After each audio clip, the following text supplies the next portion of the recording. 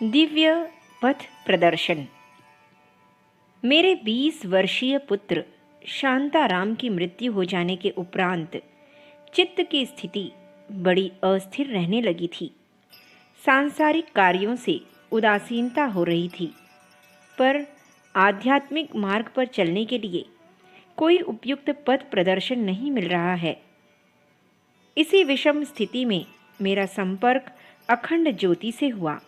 व्यावहारिक पथ प्रदर्शन से साधना में मेरी रुचि, श्रद्धा और अंतः प्रेरणा बढ़ी और मैं बताए हुए मार्ग से उपासना करने लगा। योग का विषय बड़ा गंभीर है, उसमें अनेक बार बड़े बड़े विद्वानों की गम्य नहीं पहुंचती और योगी यति तक चक्कर में पड़ जाते हैं। फिर मेरे जैसे अल्पबुद्धि वाले व्यक्ति के लिए वह और भी कठिन है, परंतु प्रभु की कृपा का महत्व बहुत है। उनकी कृपा से लघुता में भी परम गति का प्रसाद मिल सकता है। मैंने गायत्री माता का अंचल पकड़ा। अखंडित अविरल धारा में जप करने से चैतन्य शक्ति का अनुभव हुआ। उस चैतन्य शक्ति के आंगन में खेलते रहने से अनेकों समझ में न आने वाली बातें स्वयंमेव समझ में आ रही हैं। नील वर्ण की धारणा का दृढ़ निश्चय कर लेने से मनुष्य उस शक्ति का आकर्षण कर प्रकर्षक कर सकता है। इस तथ्य की जानकारी प्राप्त हो रही है।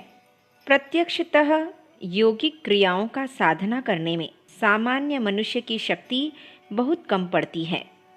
साधना समर में विजय प्राप्त करना तलवार की धार पर चलने के समान कठिन है। इस मार्ग का ठीक पथ प्रदर्शन प्राप्त न हो तो भयंकर परिणाम होने की आशंका रहती है। परंतु आश्चर्य की बात है कि इन गुप्त रहस्यों का पथ प्रदर्शन गायत्री उपासक के लिए बहुत सरलता से उपलब्ध हो जाता है।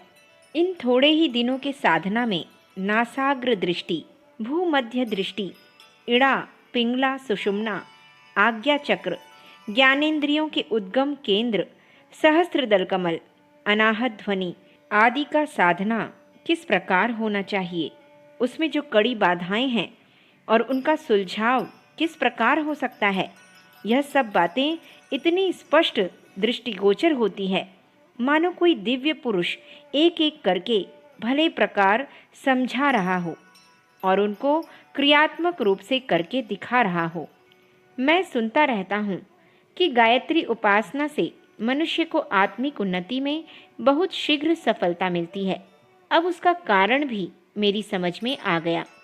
अन्य मार्गों से साधना करने में सही पथ प्रदर्शन ढूंढने और प्राप्त करने में ही बहुत भारी शक्ति व्यय करनी पड़ती है, पर गायत्री उपासना में वह सब अनायास ही प्राप्त हो जाती है। यही कारण है कि इस मार्ग के पथिक अन्य मार्गों की अपेक्षा अधिक शीघ्र निर्धारित लक्ष्य तक पहुंच जाते हैं।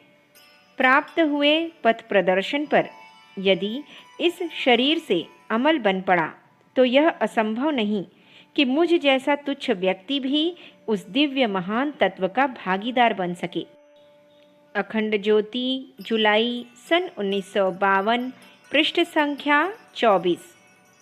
हमारे YouTube चैनल विचार क्रांति दूत अखंड ज्योति पत्रिका को सब्सक्राइब करें एवं अगली वीडियोस प्राप्त करने के लिए बेल आइकन दबाएं। धन्यवाद।